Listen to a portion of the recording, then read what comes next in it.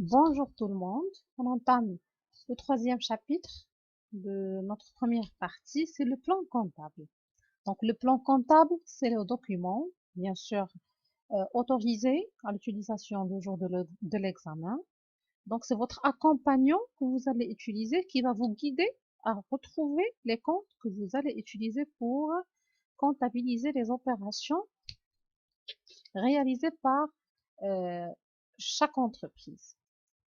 Alors, avant de parler de ce plan comptable, il y a lieu de faire appel aux 7 principes comptables fondamentaux selon le Code général de la normalisation comptable.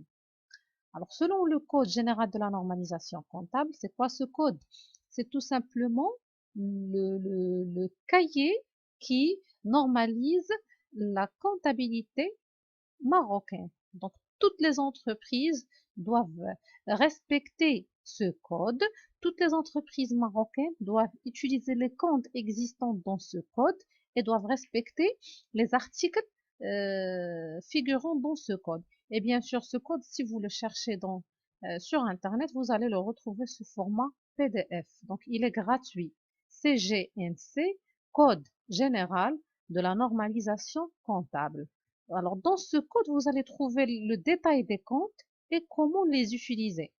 Donc, c'est un cahier euh, tout simplement marocain qui englobe tous les principes fondamentaux de la comptabilité. Alors, ces principes de la comptabilité sont en nombre 7.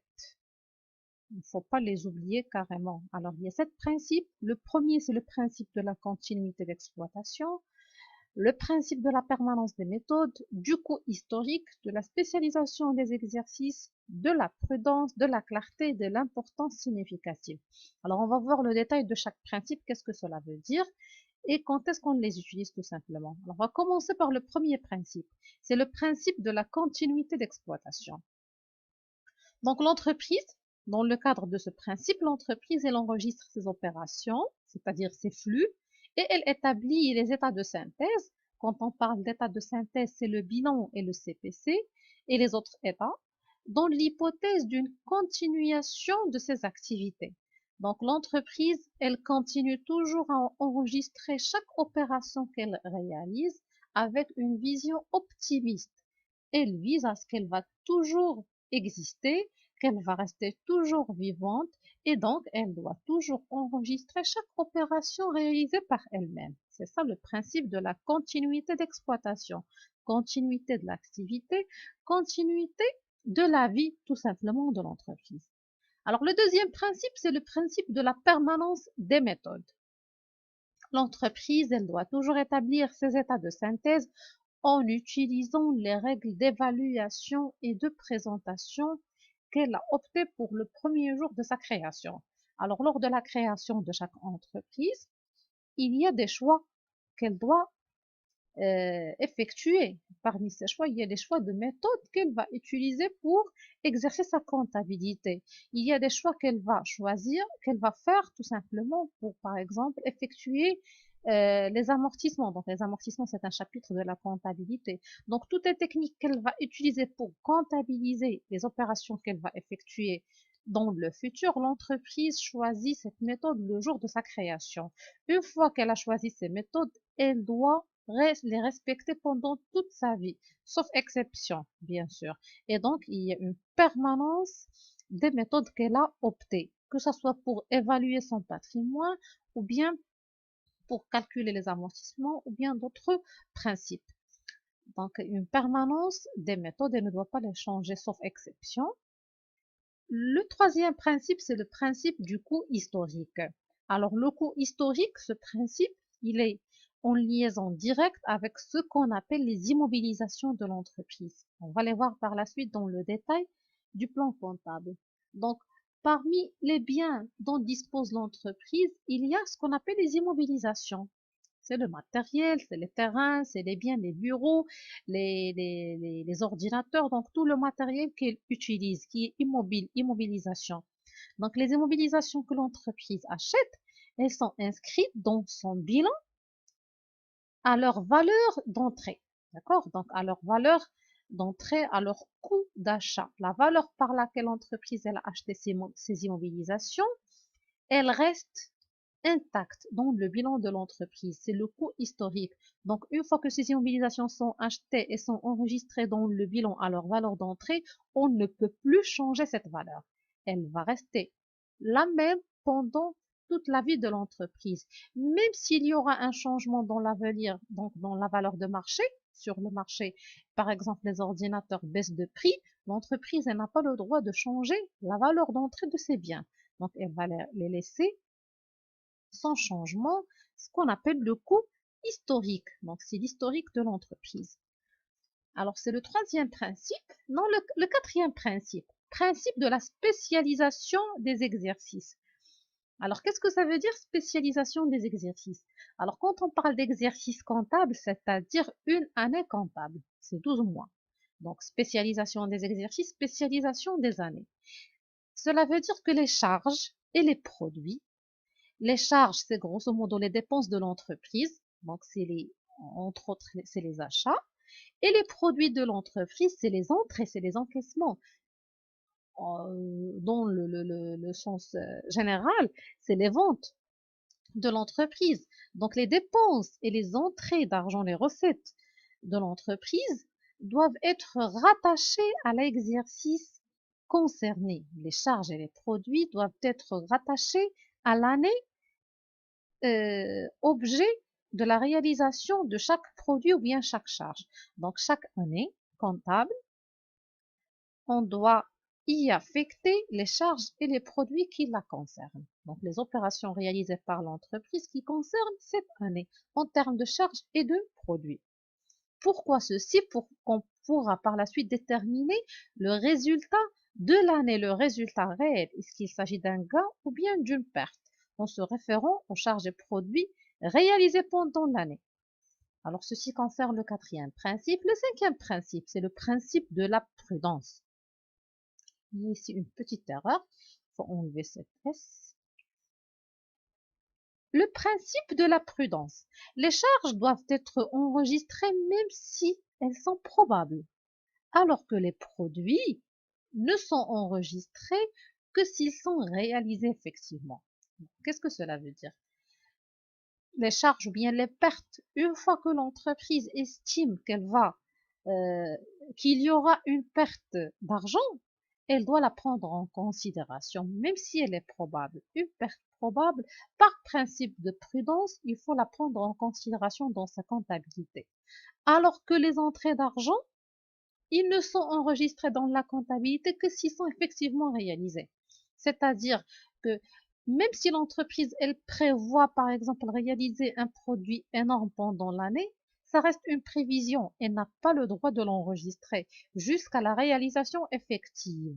Contrairement aux charges, contrairement aux dépenses, s'ils sont probables, une fois qu'ils sont probables, je ne sais pas, par exemple, si l'entreprise, elle prévoit la perte d'un crédit, alors qu'un client doit qui doit le payer à notre entreprise, une fois que l'entreprise, elle prévoit la perte de cette créance, elle doit l'enregistrer dans sa comptabilité, par principe de la prudence. Et ici, on fait appel à ce qu'on appelle les provisions. On va les voir, Inch'Allah, dans le deuxième semestre. Donc, les provisions, c'est par principe de prudence qu'on constate une perte probable et non pas un gain. Le sixième principe, c'est le principe de la clarté.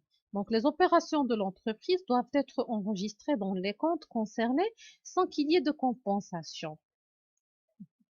Entre autres, on ne peut pas, par exemple, prendre un ensemble d'opérations parce qu'ils font appel au même compte, on va faire le total et les enregistrer le total dans ce compte. Non, chaque flux, chaque opération doit être traduite en écriture comptable par principe de la clarté. On ne va pas faire la somme et enregistrer tout. Non, il faut avoir les choses claires dans la comptabilité. Chaque flux doit être enregistré dans une seule écriture comptable et dans le compte concerné sans faire le cumul, sans faire la compensation. Et le dernier principe de ces 7 principes, c'est le principe de l'importance significative. C'est-à-dire que les états de synthèse de l'entreprise, le bilan, le CPC et les autres états, doivent révéler tous les éléments dont l'importance peut affecter les évaluations et les décisions de l'entreprise. Donc, tous les éléments qui ont un impact sur les décisions de l'entreprise, sur les méthodes d'évaluation, sur la vie de l'entreprise doivent être prises en considération lors de l'élaboration des états de synthèse, donc le bilan, le CPC et les autres états. Il y a d'autres états qu'on va voir dans d'autres matières. Donc, il faut prendre tous les éléments qui ont une importance, qui ont un impact sur les décisions de l'entreprise. Alors, ce sont ici brièvement les 7 principes de la comptabilité qu'il faut toujours les avoir en tête, euh, bien sûr, pour tout le parcours universitaire. Alors maintenant, on va voir le plan comptable.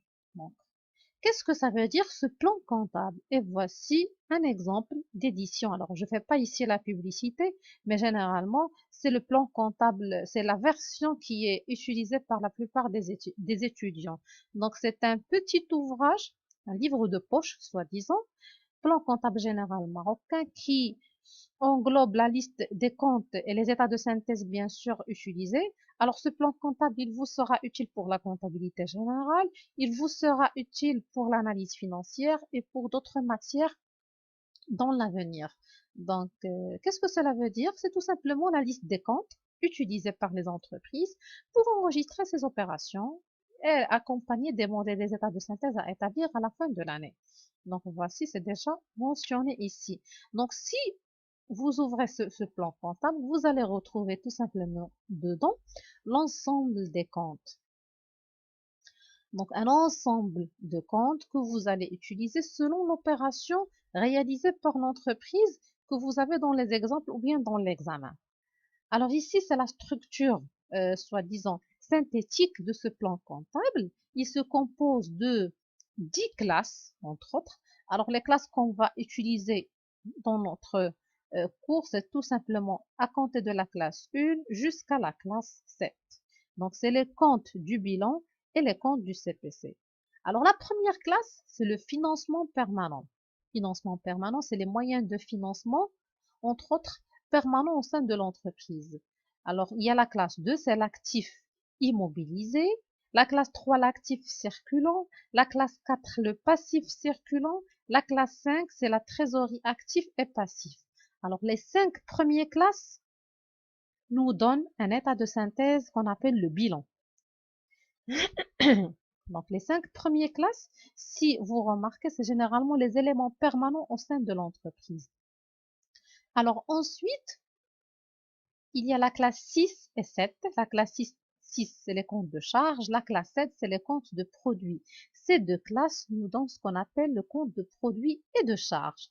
Compte de produits et de charge, ou bien compte de résultats. Alors, je reviens aux 5 premiers éléments. Ce sont les éléments qui nous donnent, ou bien qui nous synthétisent le patrimoine de l'entreprise. Donc, les éléments dont dispose l'entreprise pendant toute, pardon, pendant toute sa vie. Donc, le bilan, c'est le patrimoine de l'entreprise, c'est les 5 premières classes. Alors, ensuite, c'est les opérations courantes ici. Les ventes, principalement, c'est les produits. Et les charges, c'est principalement les achats et les autres charges. Donc ici, c'est l'activité courante, l'activité qui concerne généralement une année. C'est le compte de produits et de charges, bien le compte de résultats. Je disais que c'est les comptes qui nous permettent de déterminer le résultat de l'entreprise, c'est la classe 6 et 7. Alors, on va voir la logique de la codification de ces comptes. Alors, comment on va lire un compte ou bien tout simplement comment on va retrouver un compte dans le plan comptable. Alors ici, j'ai pris un exemple. Comme on avait déjà dit, le compte, c'est en format T. D'accord? Et il y a la partie débit et la partie crédit, ou bien la partie emploi, bien, et la partie ressources. Alors, voici le compte. Alors, principalement, il y a 4 chiffres dans un compte. D'accord? La base d'un compte, c'est 4 chiffres. Alors, les milliers, 1400, on va prendre cet exemple, 1481. Les milliers représentent le numéro de la classe. D'accord? Alors ici, on a 1, c'est-à-dire la classe 1. La classe 1, c'est quoi? C'est le financement permanent. Alors ensuite, on a le deuxième chiffre, c'est 4. C'est 4 ici. Il représente la rubrique. Le troisième chiffre représente le poste. Et le quatrième chiffre, c'est-à-dire ce chiffre global, c'est le numéro de compte. Donc le premier, c'est la classe. Si on se réfère au deuxième, c'est-à-dire 14, on va retrouver la rubrique 14. Si on cherche le poste, c'est le poste 148. Et si on cherche le compte, c'est le compte 1481. Alors, voici des exemples qu'on va essayer de traiter en utilisant le plan comptable. Donc, vous ouvrez votre plan comptable et je vais ouvrir le mien que je vais vous poster dans votre Classroom. Alors, on va chercher le compte 2321. Alors, il s'agit de quelle classe ici? Si on prend le premier chiffre, c'est la classe 2. D'accord? Si on va chercher par la suite la rubrique, c'est la rubrique 23. Le poste 232 et le compte 2321. Alors, je vais chercher dans mon plan comptable. On cherche la rubrique, le compte 2321. Alors, on va chercher ici. Alors, on a ici la première classe. On ne va pas l'utiliser. On va le chercher dans la classe 2. Alors, on va chercher dans la classe 2. On disait qu'il s'agit de la rubrique 23. Donc, je vais chercher la rubrique 23. Alors, ici, c'est la rubrique 21, c'est les immobilisations en non-valeur. La rubrique 22, c'est les immobilisations corporelles. La rubrique 23, c'est les immobilisations corporelles. Donc, voici la rubrique dans laquelle je vais chercher mon compte. Alors, ensuite, le poste. Dans quel poste je vais chercher? 232. Alors, le poste 232, c'est les constructions. Alors, voici mon compte. 2321, c'est les bâtiments. Donc, on a trouvé le premier compte, c'est les bâtiments. Alors, on va chercher le deuxième compte. 2331. Donc, c'est toujours la classe 2, la même rubrique 23. On va seulement changer de poste. Ce n'est plus le poste 232, c'est le poste 233. Alors, on va chercher le poste 233. Le voici. Les installations techniques, matériel et outillage. Et on cherche le compte installation technique 2331. Donc, voici le compte, numéro et l'intitulé. Le troisième compte, c'est le compte 3121. Alors ici, on a changé de classe. Ce n'est plus la classe 2, c'est la classe 3. Alors, je vais chercher la classe 3. La voilà. La classe 3, compte d'actifs circulants. Alors, dans quelle rubrique on va retrouver notre compte? C'est la rubrique 31 et le poste 312.